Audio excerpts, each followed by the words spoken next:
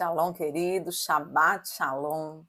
Vamos a mais um dia, né, dessa contagem do Homer, onde o Senhor tem nos conduzido, onde o Senhor tem nos direcionado, nos orientado, nos ensinado para mudar a nossa mente. Para quê? Para que a gente viva, queridos, a boa, agradável e perfeita vontade de Deus. Às vezes é tão difícil, né? A gente passa por tantas situações que nos massacram tanto, que às vezes é difícil a gente entender que os planos de Deus a nosso respeito são planos de paz. Parece até que isso é algo inatingível ou que a gente só vai viver isso na eternidade, mas isso não é real, queridos.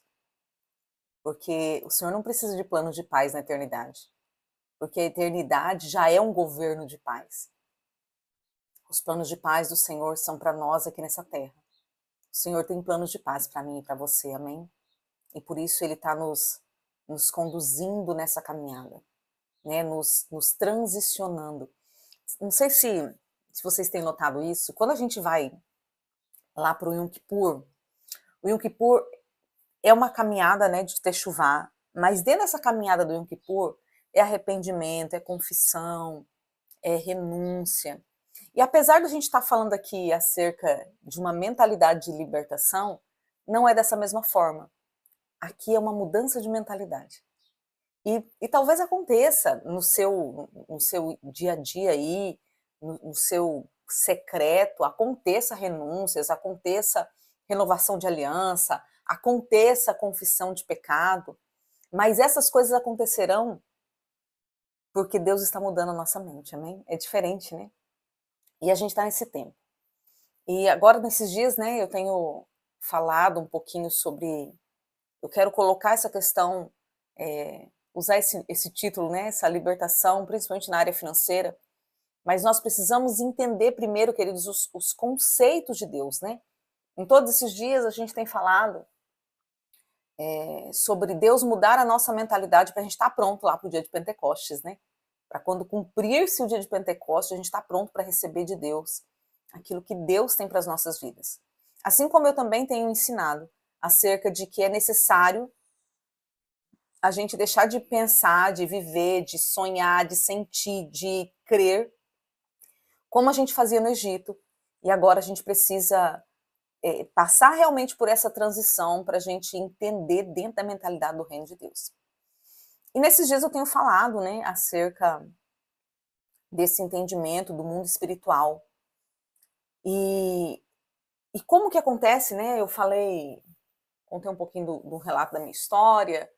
Ontem eu falei a questão da porta, né, das portas espirituais.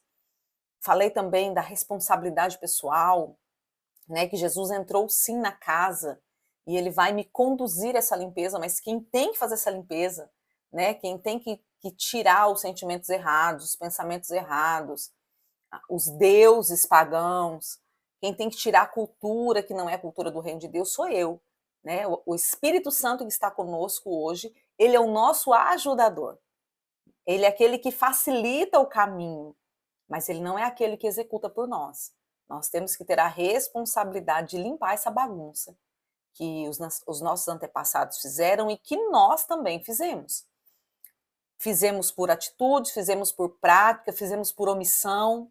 Nós também fizemos essa bagunça toda, né? E vamos lá, queridos, falando dessa questão de bagunça, parei para analisar problemas que você tem aí para resolver.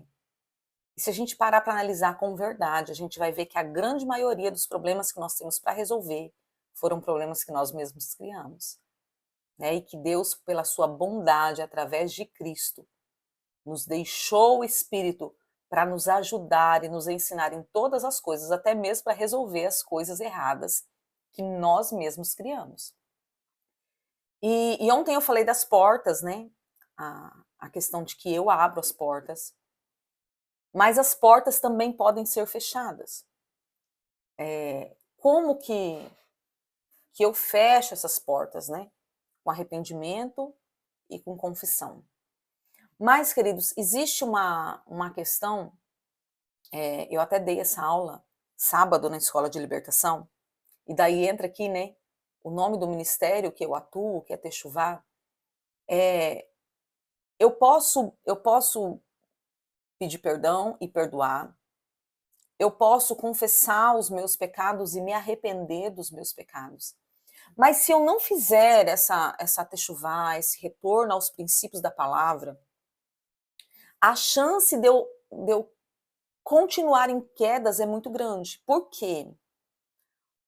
Porque eu tô me esvaziando. O arrependimento e o perdão, ele me esvazia.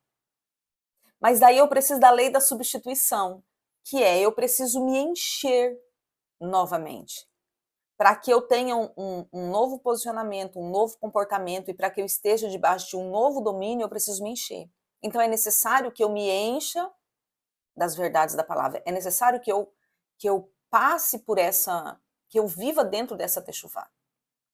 Então, se eu abrir as portas espirituais para as trevas pela desobediência, eu fecho pela obediência. Mas a obediência é o quê? Queridos, na Bíblia existem muitas leis, né? Na verdade, a Bíblia é um livro de leis, porque a Bíblia é a constituição do reino de Deus. Olha, começou o problema, né? Como que começou o problema? Fechei a porta e deixei ela para fora. Vocês vão ficar escutando o chorinho dela, tá? Então, a Bíblia é a constituição de um novo governo. A Bíblia mostra como que esse reino funciona. E daí eu preciso aderir a essas leis e fazer delas práticas na minha vida. Tudo começou lá no Êxodo, que é para onde a gente está caminhando, né? Para Pentecostes, para Shavuot, e eu quero ler com vocês. Porque, queridos, antes de eu ler, às vezes parece que a graça substituiu a lei. Né? Parece que a lei era muito severa, e daí veio uma graça e deixou o negócio frouxo. Queridos, isso não é verdade.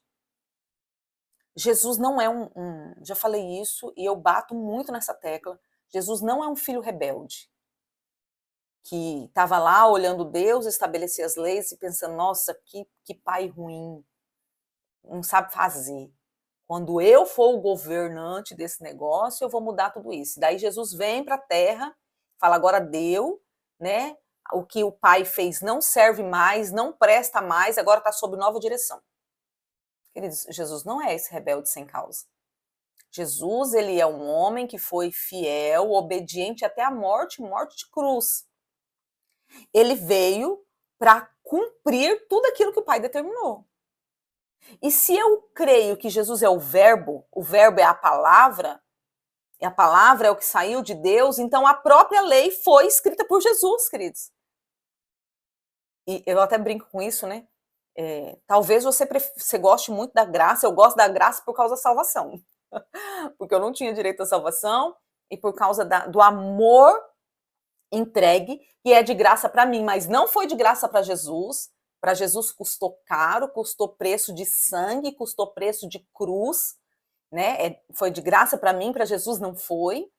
Então, dentro da visão da graça salvadora, eu amo a graça. Dentro da visão do comportamento que eu tenho que ter pós-graça, eu queria ser do tempo da lei. Queridos, na lei, se um ladrão entra na minha casa, eu denuncio e ele corta a mão dele, não rouba mais. Na lei, se alguém tirar meu olho, eu tiro o olho dele também, olho por olho, dente por dente, queridos. Ó, tô de boa. Na graça, irmãos. Na graça, eu tenho que perdoar. Na graça, eu tenho que andar a segunda milha. Na graça, eu tenho que dar o outro lado do rosto. Na graça, me roubou, eu tenho que estar disposto a caminhar com essa pessoa para ela me roubar de novo. Não estou falando de amizade, amém? Eu estou falando de propósito. A graça, o trem aperta, irmãos. Eu gosto muito de usar esse termo. Vamos lá. Qual que era a base de amor no Antigo Testamento? Era olho por olho, dente por dente. Eu faço para você o que você faz para mim. Essa era a base de amor do Antigo Testamento. Qual é a base de amor do Novo Testamento com Cristo atuando na terra. Ame o próximo como você ama a ti mesmo. Qual é a base de amor da graça? Agora você ama o próximo como eu vos amei. Daí o trem pega, irmãos. Então, o Senhor estabeleceu as leis, e daí eu volto sempre a dizer, as leis do Senhor são boas. Eu vejo as leis do Senhor como uma cerca de proteção. E todas as vezes que eu quebro essa lei, eu estou abrindo portas ou eu estou dando uma autorização para as trevas me atacarem. Porque se a lei é uma cerca de proteção, quando eu quebro essa lei, é como se eu fosse lá e arrancasse partes dessa cerca. Então eu fico descoberto. Eu fico vulnerável aos ataques externos. Porque está com lacunas. E eu quero ler com vocês a lei escrita, porque existe a lei oral, que foi aquilo que o Senhor disse, olha, faz isso, as festas, por exemplo. É lei, mas é uma lei oral, foi algo que o Senhor disse. Mas quando a gente vai para Êxodo 20, existe algo que o Senhor escreveu, então existe um peso e uma importância sobre a lei escrita muito maior do que sobre a lei oral. A lei oral, não é que eu possa escolher o que eu quero cumprir, queridos. Mas da lei escrita saiu todo o embasamento do restante da lei. É como se a Constituição Geral, né, que é a base da lei, e daí da Constituição Geral, que é irrevogável, inegociável, daí saísse não sei nem te dizer porque eu não sei termos jurídicos, né? Mas saísse os artigos, saísse os parágrafos, que daí foi dito pelo próprio Deus. Mas a lei escrita ela é tão importante que quando Moisés surta e quebra, o Senhor fala, agora escreve de novo, porque isso aqui é para ficar escrito, isso aqui é para ficar registrado, porque isso aqui é toda a base de funcionamento do meu reino. Então vamos lá, eu quero ler com vocês Êxodo 20, que é o cumprimento, né, de Pentecostes. A gente vai trabalhar esse texto mais lá para frente, mas eu quero começar a trabalhar ele hoje aqui, né, com vocês. Então falou Deus todas essas palavras. Êxodo 20, versículo 1. Então falou Deus todas essas palavras. Eu sou o Senhor, teu Deus, que te tirei da terra do Egito, da casa da servidão. Não terás outros deuses diante de mim. O que o Senhor está dizendo, hein? Vamos transicionar essa mente aí. Vocês viram que lá no Egito tem um monte de Deus. E vocês viram que nenhum Deus conseguiu paralisar o meu agir. Vocês viram que nenhum Deus teve poder de impedir o que eu fiz naquela terra. Vocês viram que nenhum Deus conseguiu proteger os egípcios. Então não se confundam. Não pensem que existem outros deuses. Não pensem que existe outra saída. Eu sou o Senhor teu Deus. Fui eu que tirei vocês da terra do Egito, da casa da servidão. Vocês eram escravos. Eu tirei vocês de lá. Não tenham outros deuses diante de mim. Queridos, não é somente não crie imagens, é não tenham outros deuses. Não coloquem a solução de circunstâncias em outras coisas que não seja eu. Não tenha como forte. Vamos lá, vamos pegar questões aqui, para a gente dar uma entendida nisso aqui melhor. Uma mentalidade que existe hoje. Quanto mais eu trabalho, mais eu tenho. Então, tudo que eu tenho é pela força do meu trabalho. Mentira. Isso é ter outro Deus diante do Senhor. Porque aqueles que obedecem o Senhor, aqueles que cumprem os seus princípios, aqueles que vivem na sua lei, o Senhor acrescenta na vida deles enquanto eles dormem, enquanto eles descansam. Isso não é princípio bíblico. Quem nos dá? Eu trabalho? Trabalho, mas o Senhor abençoa o trabalho da minha mão. Eu trabalho, mas o Senhor cria as conexões. Eu trabalho, mas o Senhor é aquele que envia o cliente. O Senhor é aquele que abre a porta de emprego. O Senhor é aquele que me dá inteligência e sabedoria para executar aquilo que eu não consigo executar. O meu trabalho é só um instrumento que Deus usa para me manter nessa terra. Ele não é a fonte. A minha inteligência, o meu conhecimento, a minha sabedoria não é a fonte. Queridos, não entre nesse nível de soberba. Não tenha outros deuses diante do Senhor. Porque nós não podemos fazer nada, queridos. Se pudesse, como diz a palavra, esses cabelos brancos não existiriam. Nós não temos poder em nós mesmos, autoridade em nós mesmos para executar nada. Então o Senhor está dizendo, fui eu que fiz. Vocês ficaram presos lá, vocês eram mais poderosos, vocês eram mais numerosos, vocês tinham condição de sair e não conseguiram. Fui eu que tirei vocês de lá. É Deus falando assim, olha, eu não negocio isso. Eu sou o Deus. Eu sou o governante dessa nação que está nascendo. Eu sou aquele que estabelece como essa nação vai funcionar. Não tente colocar outros diante de mim. Versículo 4. Não farás para ti imagem de escultura, né? Aqui já é outra coisa. Não tem imagens de escultura, nem semelhança alguma do que há nos céus, nem debaixo da terra, nem nas águas, nem debaixo da terra, das águas. Fechou aqui. Não tem imagens, né? Com a intenção de adorá-las. Não faça essas imagens. Queridos, nós usamos elementos proféticos. Já falei, né? Eu tenho menorá, tem leão, tem águia. Gosto deles, mas são só sinalizadores para o mundo espiritual. Só isso. Eles não têm poder algum para executar e exercer nada. Teve um tempo que o Senhor me chamou para fazer 7 horários de oração por dia. E o Senhor disse muito claro, nesses 7 horários, se ajoelhe e se cubra com talite. E eu fiz. Mas o talite não tem poder nenhum. Se eu tiver que comprar o talite, tirar o talite, porque aquele talite ele não tem poder mágico. Então, às vezes nós pegamos, e daí nós como cristãos, queridos, nós pegamos simbologias e colocamos eles como instrumentos de adoração. Aqui no altar ninguém pode subir, porque o altar é santo. Não, queridos, quem tem que ter santo é você que está no altar. É você que deve santificar o altar, e não o altar que santifica, não. Vigia, irmão. Porque essa cadeira, porque essa coluna, porque essa menorá, irmãos, vigia. Vigia. Não coloque poder naquilo que não tem poder. Mas o Senhor disse sobre a construção dos elementos, sim, como uma representação. Como um sinalizador. Não como um substituto ao que ele é.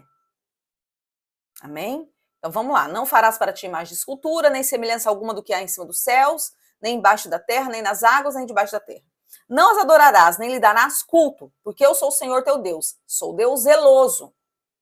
E daí, queridos, olha isso aqui. Todo o princípio de quebra de maldição, que a gente fala, né, sobre a maldição estar até a 4ª geração e a bênção até 1000 gerações, e as pessoas falam, isso é coisa de não sei o quê, porque isso não existe, porque barará e tarará, tarará.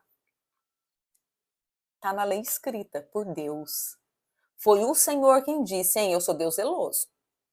Eu visito a iniquidade dos pais, dos filhos, até a 3ª e 4ª geração daqueles que me aborrecem. Quando eu pratico essas coisas que a gente leu anteriormente, eu estou aborrecendo ao Senhor. Quando eu aborreço o Senhor, eu estou criando marcas na minha genética espiritual. E essas marcas geracionais passam. Daí, quando o Senhor olha para o meu filho, ele vê a marca da idolatria. Ele vê a marca. Queridos, eu quero que você... Vamos imaginar algo no natural aí. Você casa com uma pessoa, e daí no peito dessa pessoa, em cima do lugar do coração, está escrito o nome de uma outra mulher. Ou vice-versa, né? Está escrito o nome de um outro homem. E daí, todas as vezes que você vai se relacionar com essa pessoa, existe a marca de uma outra pessoa. Quando Deus fala, eu visito a iniquidade, o Senhor está dizendo assim, eu vejo nos seus filhos a marca de outros deuses. E daí eu vou visitar, porque eu preciso corrigir isso. Então, queridos, a maldição, eu sempre falo que eu vejo a maldição como uma bênção, porque nada que vem de Deus é ruim. A maldição é um sinalizador de que existe um erro, de que existe um problema. E a maldição é uma correção do Senhor. A maldição não é para nos destruir, irmãos. A maldição é para que haja correção e alinhamento. Agora, quando existe a maldição estabelecida, mas não há correção, essa maldição me destrói. Mas não me destrói porque Deus me amaldiçoou e Deus é ruim. Me destrói porque o Senhor está sinalizando que existe uma marca em mim de outros deuses e eu não quero abrir mão dessa marca. Eu quero permanecer com essas alianças passadas. E daí essas alianças vão me destruir. Simples assim, porque o diabo veio para matar, roubar e destruir. Tá, mas eu faço misericórdia até 1000 gerações daqueles que me amam e guardam os meus mandamentos. Guarde isso aqui, amam e guardam os meus mandamentos. Porque depois a gente vai ver Jesus falando isso aqui, a gente vai ler sobre isso. Faço misericórdia sobre aqueles que me amam e guardam os meus mandamentos. Versículo 7. Não tomarás o nome do Senhor, teu Deus, em vão, porque o Senhor não terá por inocente aquele que tomar o seu nome em vão. O que é tomar o nome do Senhor em vão? Olha, eu juro por Deus, eu usar o nome de Deus de uma forma vazia. Sabe quando Jesus chama os religiosos da época de sepulcro caiado? Vocês são vazios? Isso é vão. Vocês não andam na verdade. É quando eu uso o nome de Deus para encobrir as mentiras que estão dentro de mim. Isso é tomar o nome do Senhor em vão. 8. Lembra-te do dia de sábado para o santificar. 6 dias vocês trabalham de toda a sua obra, mas o 7º dia é o sábado do Senhor. Não fará nenhum trabalho. Nem tu, nem teu filho, nem tua filha, nem teu servo, nem tua serva, nem teu animal, nem o forasteiro nas tuas portas para dentro. Porque em 6 dias o Senhor fez os céus e a terra, o mar e tudo que nele há, e no 7º dia descansou. Por isso o Senhor abençoou o dia de sábado e o santificou. Primeiro, queridos, o Senhor está mostrando aqui que o sábado é da criação. O Senhor está dizendo assim, ó, eu tô te mostrando de onde que eu tirei essa ideia do sábado. Eu fiz tudo, se eu conseguir fazer tudo e tirar um dia para eu descansar, em nome de Jesus, siga a minha direção, siga o meu ensino. Segundo, o Senhor o santificou e o abençoou. Queridos, isso aqui foi o que mais me marcou o dia que eu entendi isso aqui. Porque eu descansava um ciclo de 7. Então, se fosse no domingo, na segunda, na terça, não tinha problema. Porque era um dia de 7. Um ciclo de 7, né? Até que um dia eu lendo a Bíblia, e eu fui professora de escola dominical de crianças, queridos, então Gênesis e Êxodo, para quem é professor de escola dominical de crianças, é coisas que a gente tem de cor e salteado, porque tem muita história ali que os teachers, dos kids usam, né, para ensinar a Bíblia. Então era algo que eu já conhecia. Porém, quando eu li e eu vi que o Senhor abençoou o sábado, eu falei, uau, tem algo aqui, vou começar a guardar o sábado. E eu comecei a guardar o sábado por causa dessa palavra, que o Senhor abençoou o sábado. Ah, então os outros dias são malditos? Não, queridos, os outros dias são comuns. Existe algo sobre o sábado que foi o próprio Deus quem estabeleceu e fez. E se ele fez, eu que não sou doida de sair disso. E daí tem um detalhe. Aqui o Senhor está falando que abençoou o sábado. Daí tem um monte de gente que vai dizer assim, ah, mas isso é coisa da lei. Tá bom. Ok, isso aqui é coisa da lei. Isso quer dizer, então, que eu posso matar. Certo? Não posso? Por que eu não posso? Ah, então tá. A mesma lei que diz que eu não posso matar, diz que é para eu guardar o sábado. Mas daí eu guardo uma parte da lei, a outra parte eu não tenho que guardar. Eu escolho o que eu quero servir. Queridos, uma coisa é nós fazermos isso sem entendimento, sem ensino, sem conhecimento. Outra coisa é eu simplesmente endurecer o meu coração e fazer do jeito que eu quero. Daí, assim, vai vir as perguntas, né? Que eu faço? Porque eu trabalho. Queridos, meu conselho, você é funcionário? Então, dê um jeito de no seu coração guardar, entra no portal do Shabat, ore, entregue oferta e ore falando, Senhor, mude a minha história, eu não quero mais trabalhar no sábado. Agora, se você é autônomo, não trabalhe, irmãos. Parece louco, mas deixa eu falar, você não vai passar privação por obedecer ao Senhor. Vigia, crente. Se o Senhor está te chamando para isso, será que o Senhor não é o suficiente para te sustentar? Eu tenho uma filha espiritual que ela é advogada. E daí ela trabalha no escritório, né? Ela não é autônoma. E ela entendeu esse princípio e ela começou a orar. Queridos, o patrão dela estabeleceu que ninguém trabalha lá no sábado.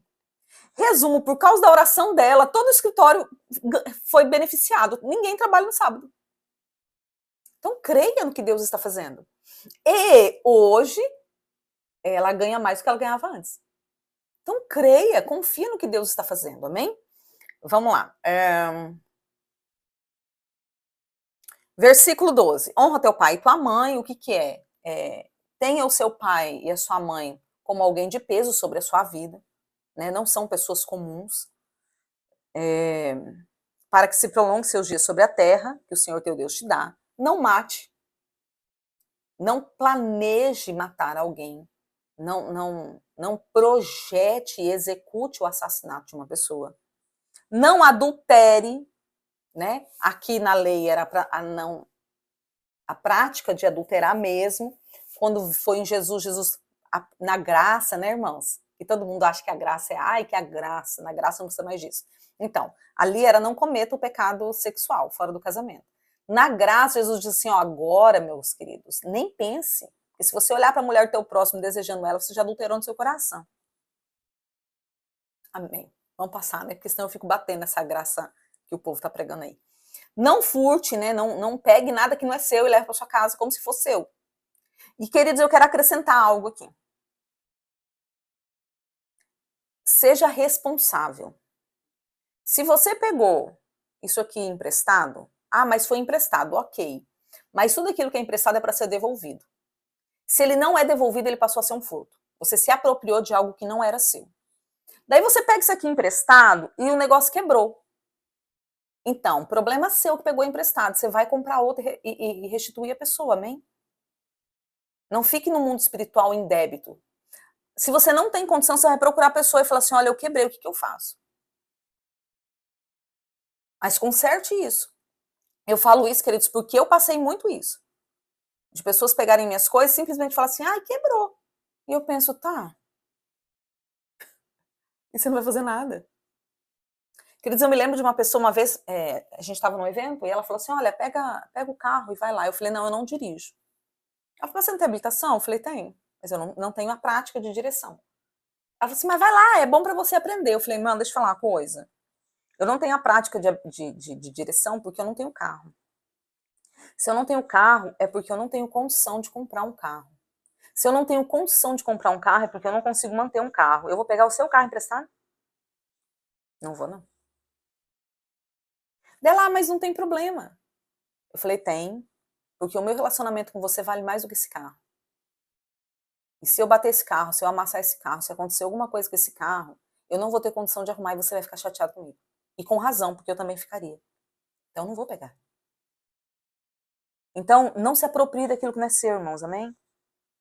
Viva dentro da sua realidade, orando. Deus vai mudar minha sorte, vai mudar a sua sorte. Glória a Deus, aleluia, amém? Não diga falso testemunho contra o teu próximo. Queridos, às vezes o falso testemunho não é inventar uma história. Às vezes o falso testemunho é falar aquilo que eu acho que a pessoa é. Às vezes eu olho para uma pessoa eu falei já da lente, né? Às vezes eu olho para uma pessoa pela lente torta da minha alma E eu começo a falar que aquela pessoa é aquilo, mas porque eu olhei através da minha lente. Eu estou falando um falso daquela pessoa, porque aquela pessoa não é daquele jeito. Eu estou denegrindo ela. Eu estou... Outra coisa, queridos, que eu quero colocar aqui nesse falso testemunho é eu lançar coisas para os outros pensarem. Olha, se eu fosse você, eu cuidava com fulano. Querido, isso é um risco. Porque daí você lançou uma semente do inferno para as pessoas levantarem falso testemunho acerca de alguém. Líderes, cuidado com isso. Nós estamos falando de abrir portas espirituais, amém? Cuidado com isso. Porque às vezes líderes possessivos, ciumentos, que se acham dono das ovelhas, lançam palavras, lançam situações acerca de outro líder para prender a ovelha, mas ele não vê que ele está abrindo uma porta para Satanás vir contra ele. Isso é muito sério, irmãos. Então tome cuidado. Tome cuidado. Se a algum momento você comentar algo que não deveria, deixa bem claro, isso aqui sou eu que estou pensando, não é a pessoa, não. Não deveria nem fazer, né? A gente não deveria, mas a gente é terrível, fala a verdade. Seja claro. Não levante falso testemunho contra o teu próximo. Porque você está quebrando uma lei do Senhor.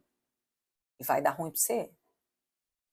Versículo 17. Não cobice a casa do teu próximo, não cobice a mulher do teu próximo, nem o seu servo, nem a sua serva, nem seu boi, nem seu jumento, nem coisa alguma que pertença ao seu próximo. Não cobice o ministério do seu próximo. Não cobice a unção do seu próximo, porque aqui está dizendo qualquer coisa que pertença a ele. Não cobice. Porque quando eu cobiço, eu estou anulando a minha identidade e dizendo que a identidade do outro é melhor. Ok, irmãos, isso aqui é a lei. A lei falada. Todas as vezes que eu quebro um princípio dessa lei, eu abro portas de maldição sobre a minha vida. Eu dou legalidade, eu dou autorização. Eu assino um documento no mundo espiritual dizendo aos demônios, pode me atacar. E não é somente pode me atacar, pode atacar a mim e pode atacar a minha geração. Isso é muito sério, irmãos. E daí, eu volto a dizer, a gente tem Jesus como um Jesus irresponsável. Agora não precisa mais, porque isso aqui é coisa da lei. Coisa da lei já passou. Eu quero ler um texto com vocês, que está em João capítulo 14, deixa eu abrir aqui. João, capítulo 14, a partir do versículo 15. Aqui também está falando de antes de Pentecostes. O temazinho é Jesus promete outro consolador. Jesus está dizendo que ao cumprir-se o dia de Pentecostes, o povo não ia ficar só, né? Ia ter alguém para estar com eles. Versículo... deixa eu ver de onde que eu vou começar a ler.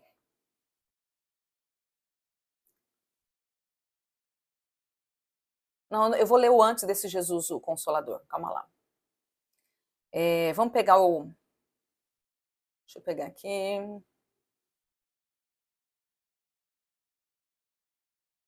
Vamos pegar a partir do 11, 14 e 11. Jesus está ensinando, né, os discípulos, isso tudo assim, pouco tempo antes da morte de Jesus, Jesus está ensinando. E ele diz assim, ó, crede-me que estou no Pai, e que o Pai está em mim. Quer dizer, os dois são um. Então, aquilo que Deus falou permanece, ok? Perdi aqui.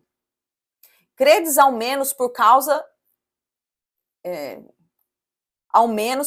das mesmas obras. Então, assim, vocês estão vendo que as obras que eu faço são as mesmas obras, são as mesmas coisas, é a mesma lei. Vocês estão vendo isso, né? 12. Em verdade, vos digo que aquele que crê em mim fará também as obras que eu faço, e as obras maiores fará, porque eu vou para junto do meu Pai. Então, Jesus já estava antecedendo a questão de Shavuot. Eu vou para junto do meu Pai. E tudo quando vocês pedirdes em meu nome, isso eu farei. Para quê? Para vocês serem saciados em todas as coisas. Eu farei tudo que vocês pedirem porque vocês nasceram para ser felizes. Não, queridos. Tudo que vocês pedirem em nome do meu Pai, eu farei, a fim de que o Pai seja glorificado no Filho. Porque os dois são um. 14. Se me pedirdes alguma coisa em meu nome, eu o farei. Versículo 15, que é a chave. Se me amais, Jesus está dizendo, se vocês me amam, guardem os meus mandamentos.